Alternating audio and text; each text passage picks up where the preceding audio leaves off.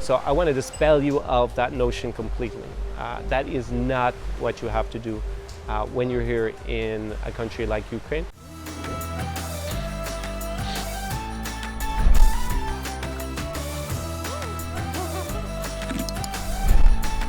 SAR Experience.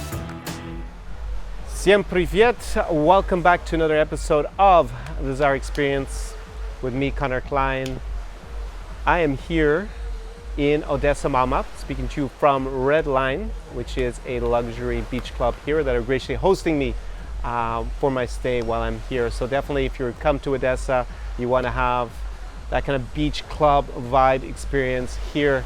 It's early summer, June. It's already pretty hot, as you can see behind me, packed with people. So definitely consider that. I'm going to link it below in the description to this video. So in this episode of the Vodcast, I'm going to be going into a topic that has surprised me in the fact that it's come up, but we are going to talk about whether you need to be a sugar daddy to get beautiful women here in Ukraine. So speaking to you from a luxury beach club is probably appropriate for this kind of topic, of course. So that's another reason. If you do want to be a sugar daddy, then this is the kind of spot you should definitely be hanging out as a baller here at Red Line. So definitely go check that out in the description if that's what you're into. Now, more seriously, where does this idea come from? Well, people have actually asked me this directly. You know, they see in my videos, like you do, all these beautiful women, and it looks so glamorous and everything, and they ask me, hey, are you paying these girls to hang around? Do you need to be a provider and basically a sugar daddy in order to have these beautiful women around you and in your company and obviously have a relationship with them? So to start today's video, I want to go into, just to be clear, what is a sugar daddy, what's not a sugar daddy. So that has maybe a slightly different connotation when we're talking about Eastern Europe as opposed to what it might be in North America or Western Europe. So a sugar daddy is normally, almost always, because it's a daddy, an older guy who provides a lot of financial benefits to a younger girl. Давайте мне водичку с газом. Спасибо. So it's normally an older gentleman who's going to financially support a younger girl in exchange basically for sex. We could say a relationship that includes sexual benefits. So I would see personally as kind of prostitution light as opposed to like prostitution hard or heavy. Or you could say it as a relationship very light and not very committed if it's going to be just about the finances. So if that's what someone is into, then fine, cool, as long as it's of course consensual. If you want to spend your money to have some pretty younger woman around, and if that sugar babe, as she's known, the younger woman, wants to hang around with some old dude just for money, well, that's her, that's her choice. That's freedom of choice, was something I believe in, that you should be, allowed, and no one should tell you that you can't do that if that's what you're into. But so that's what a sugar daddy, sugar babe relationship is. Now, that's very different to my lifestyle here in Ukraine, and it doesn't have to be also something that you have to do if you come here to Eastern Europe and you want to date beautiful women who may be a lot considerably younger than you, or more younger than you're used to in say Western Europe or North America.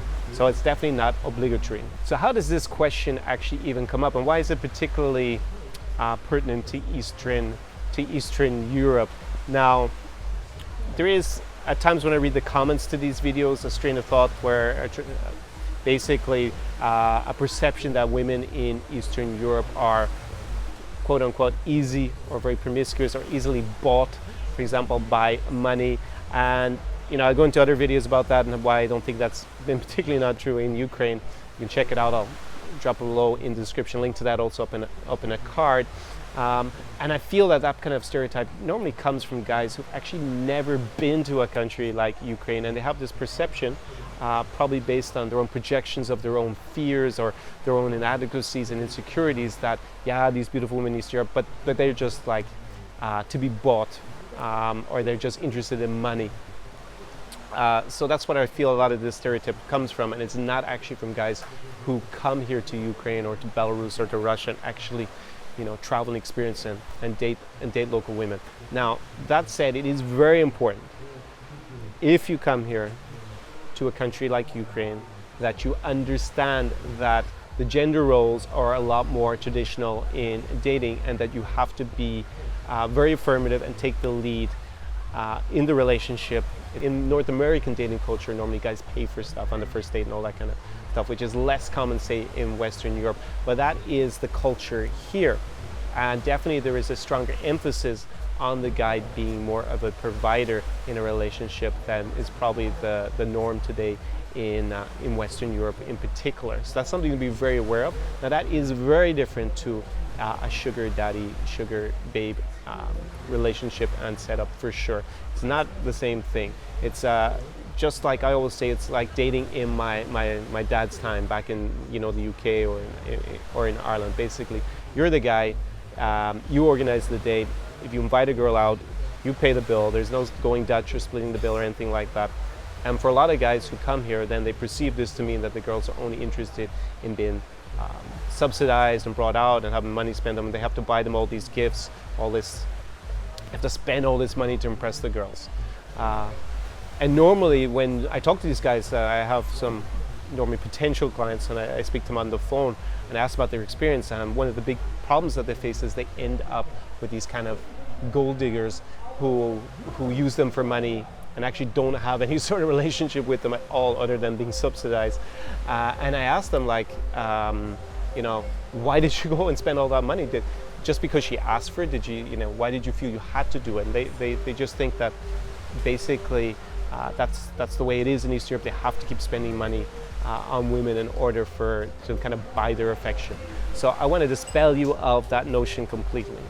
That is not what you have to do when you're here in a country like Ukraine. If you want to do that, if you want to spend all your money to impress girls, well, you're going to get up with definitely a certain type of girl at the end of the day, and that's the one who actually wants just material stuff and is not obviously emotionally connected to you, most likely at all. So that's not something I would recommend for you if you come here to Ukraine, that you end up with girls who are just interested in money, because those girls exist everywhere across the world. It's not going to be in Eastern Europe.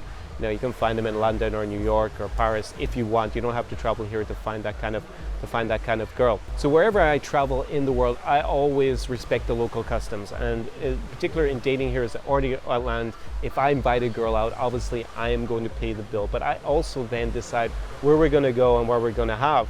So you do have full control in that respect when you're paying for stuff, when you are the one actually leading. So don't feel like you have to go to the most expensive restaurant in Ukraine just because it's a date and you're a foreigner and you have to impress the girl. You can just honestly bring a girl, for a coffee and pay for the coffee. Obviously, you should do that.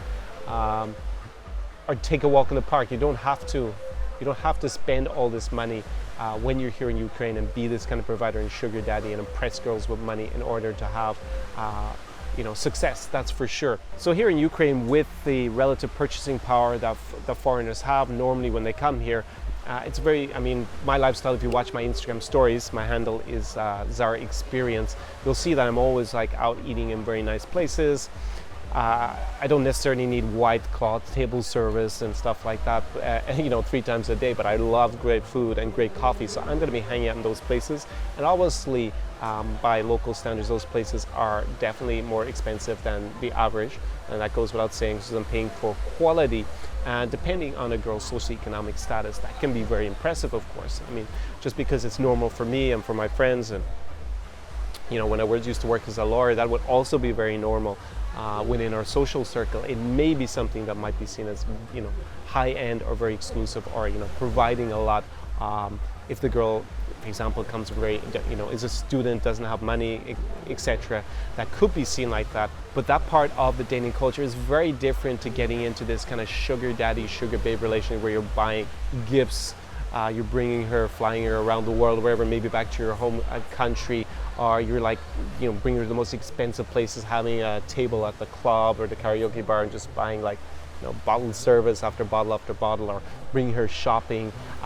These are things that are definitely well in excess of like what is normally expected if you were here in Ukraine and you were dating as a local, which I definitely recommend that you go for as a policy in general.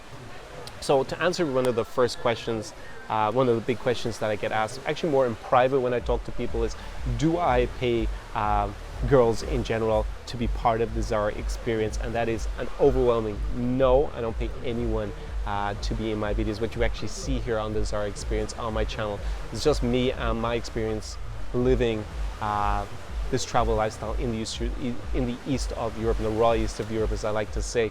So definitely no one is paid to be in my videos. This is just a representation, my way of communicating to you how I live my lifestyle here in Eastern Europe and how you can do it as well, and why it is so attractive to me compared to living in Western Europe or North America. At the moment at least. So to answer the second question, do I get into this pattern of just buying girls gifts or trying to impress them with money? That is also an overwhelming no. Of course, I like to hang out as you do in nice places. I live that good life, and if I invite a girl to hang out with me and enter my world in this culture, 100% I am paying the bill for that.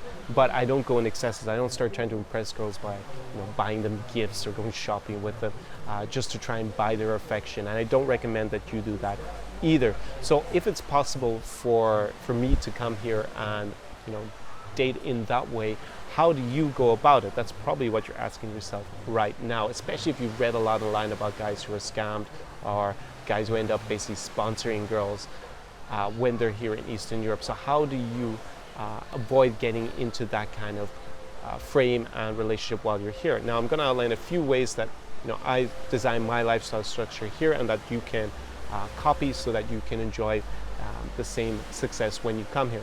So the first thing I focus on is building my interpersonal relationships with people in the cities that I frequent and bringing my good energy and vibe and value to the table when I'm just living my daily life here in Eastern Europe, like in a city like Odessa. So I'm going to focus on building relationships not just with girls from here, also with guys who are my friends, and designing my life in a very attractive way. And I also, of course, went and learned Russian, which is the most important language for traveling in Eastern Europe, and actually also Ukrainian, which I learned to like a high beginner level, because I want to build those those relationships with the local people. I'm also really interested and curious in the countries that I travel to, and in particular here in Ukraine, where I spent a lot of time over the last 5 years, and that interest is genuine. And I'm always focusing, on how I can improve myself and how I can meet more and more great people while I'm here. So that's one thing to focus on. So to come here with an open attitude and do your research and really try to, bring your good energy and positive values to the table and meet as many people, create that social circle. Even if you're going to be only here for a short time, focus on, not getting into like, I'm going to throw lots of money around and try and attract women this way, but actually generally bringing your positivity and learning how to, communicate and meet people while you're here. So how does all this actually help me with girls and avoiding being a sugar daddy here in Ukraine? Well, the first thing is it actually distinguishes me quite dramatically from the masses, the hordes of foreign guys who come here during the summer to chase girls and end up being labeled basically as a sex tourist, which obviously is something that you want to avoid. Obviously here by the seaside, there are just like, scores of guys mainly from Turkey, Israel, Arabic countries, Western Europe, and they're here in big groups, and they're of course, as most young virile guys here looking for girls, looking for romance, looking for maybe to meet a woman to get married, but they're all here doing that, and they all basically do the same things, which is like they go on Tinder, they hang out in 1 or 2 spots in the city, they try to use English exclusively. So being able to distinguish yourself from that crowd is of huge value, especially in a city like Odessa, which gets a lot of tourism, and a lot of tourists in general have a bad reputation within the city, and that's not going to be in your interest to be, if you cannot distinguish yourself from those kind of guys. That's the first big, huge benefit that I get personally from having learned the language, actually been genuinely interested in the culture and the local people here in Odessa in Ukraine. So the second big thing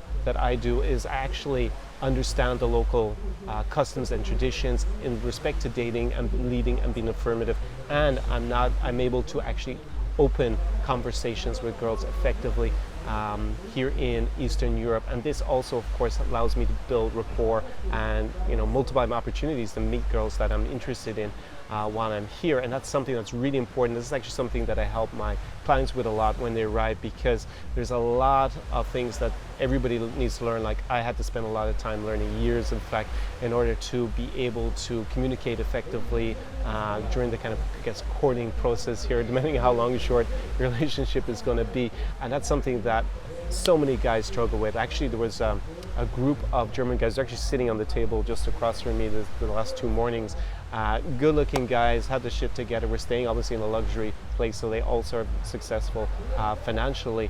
And yeah, they told me that one of the guys did have success, but he also had a bad experience where he got ripped off and scammed by some girls to the tune of €1,000. So he had an up and down one experience. But the rest of them said, like, compared to their expectation, their stereotype, they thought it would be easy to pick up Ukrainian girls. But what they found was that first thing was the language barrier, so not being able to speak Russian just for communication was a problem, but also the little girls were not interested in speaking to foreigners in general. That's because of this bad reputation. So you have to be able to adapt and learn how to communicate with them and open up a conversation and then follow through in terms of escalation within that relationship. And that's something that's quite different between Western Europe and North America and here in Eastern Europe, and learning that is really, really important. And that's actually the key, I think, really to avoiding being in this, needing to be a sugar daddy if you come here, or just like throwing money around, because that's basically a poor substitute for not being able to communicate effectively and make yourself attractive to local girls when you're here. So let me illustrate this with an example. Like, I also love Brazil. It's actually my favorite country in the world, and there Brazilians love to kiss, and they don't care if it's in public or not, right? So this is something that's just part of Brazilian culture. If you're having a conversation with a girl you might have just met and the rapport is going really well, then it's pretty easy to then start kissing each other. It's something that's pretty normal in the local culture, in the local dating culture. And that's very different here in a country like Ukraine, where kissing in public, especially with someone you've met, at a bar, at a club, or a restaurant during the day, or on the beach, is not normal. Now, of course, it does happen, but it happens a lot less frequently, and girls are not going to feel as comfortable with it as they are in a country like Brazil. So that's something that I obviously have to adapt to, since I love being Brazil, I love Brazilian women, and also then obviously love Ukrainian girls as well. Although I did make some videos warning you exactly things to be careful of here about certain Ukrainian girls, so definitely go check those out. But you've probably already seen them. I'll put them up in a card and down below in the description again. So that's a very important example where you have to understand that if you try to escalate to kissing too quickly, and it's definitely not the norm here, then that's probably going to meet with some resistance. The girl's not going to feel comfortable, and you should be aware of that, and maybe go somewhere that's not so public if you're going to try and kiss her, for example. So just to give you more, to illustrate that with an actual solid concrete example of where that cultural understanding is really important, so that you can meet girls and have a relationship with them while you're here, and not get not end up in a situation where you have to start throwing money around desperately to try and attract them, because you're not going to attract the girls you really want when you do that. But it's a free world. If you want to just throw money around, make it rain in the club or in the beach club here. In conclusion, do you need to be a sugar daddy in order to date or meet or sleep with beautiful women in Ukraine? The overwhelming answer is no, niet, ni. You don't need to do that in order to be successful. I mean, you can do that if you want, and it will bring you a certain degree of success, undoubtedly, but it's not necessary. In my friend Rude, he loves to say that anyone can get laid, anyone can get a pretty girl if you're standing beside a Lamborghini, but try doing that if you're standing beside a bicycle, and it's a different story. and it's both are just as possible in my opinion. Of course, you can play that provider game and have the Lambo, have the Bugatti sitting outside the club and the table, and just like make it rain and bring the girl shopping and just try and buy her. That's one route to success, but it's not necessary, and I don't think you're going to get the quality of girl that you really want if that's the decision you decide to make. If you come here with that open mind, good vibe, local knowledge, understand the dating culture and create a really positive experience and bring that girl into your world, which is super interesting and provides value for them, you'll also have that success with the beautiful girls.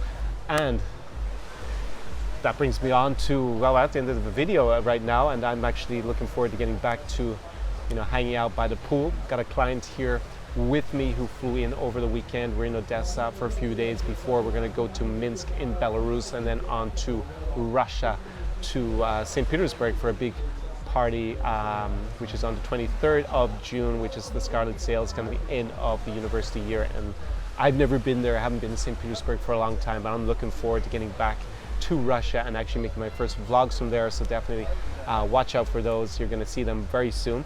But I have a question for you. What are you doing next weekend?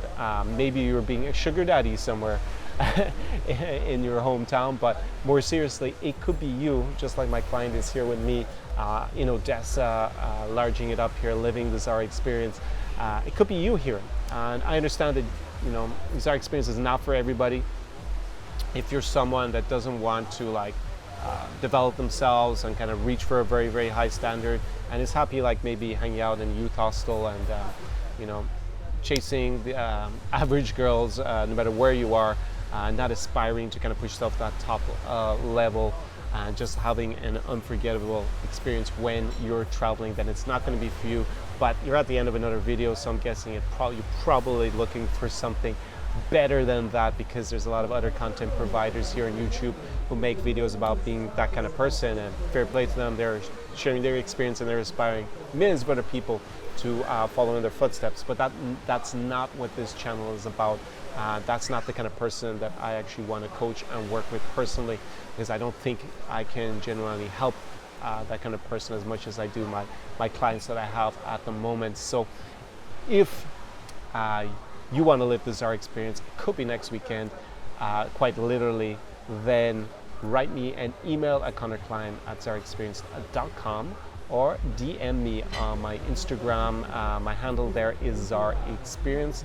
And basically, I'm going to send you a little questionnaire. It'll only take you 1 minute to complete and send it back to me. And then if I think that it's a good fit for us to work together, then we're going to jump on a brief strategy call for 10 minutes, 10-15 minutes, and we're going to get to know each other a good bit better and figure and see when we can structure you coming and living the Zara experience for yourself, because I want to make these trips unforgettable and of just massive value to my clients.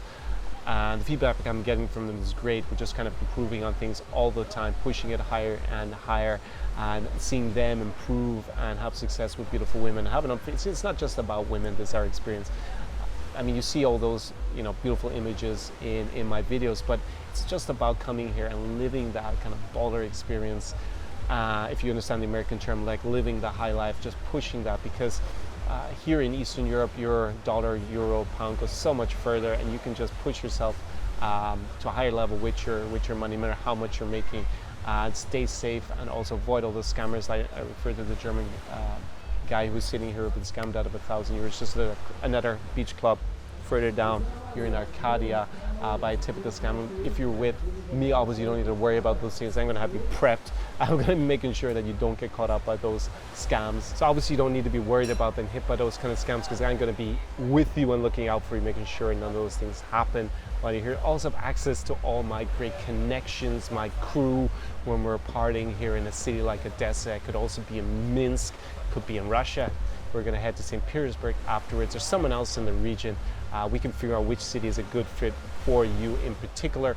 And yeah, what are you doing next weekend? I appreciate that living this lifestyle full-time is not realistic for most people, but I think back to when I was a lawyer working really long hours in private practice. I used to joke it was 9 to 9, but sometimes even 9 until the next morning.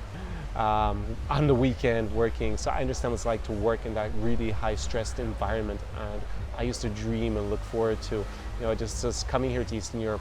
At the time, I could only come for a few weeks a year, and it took me a long time to figure everything out, right?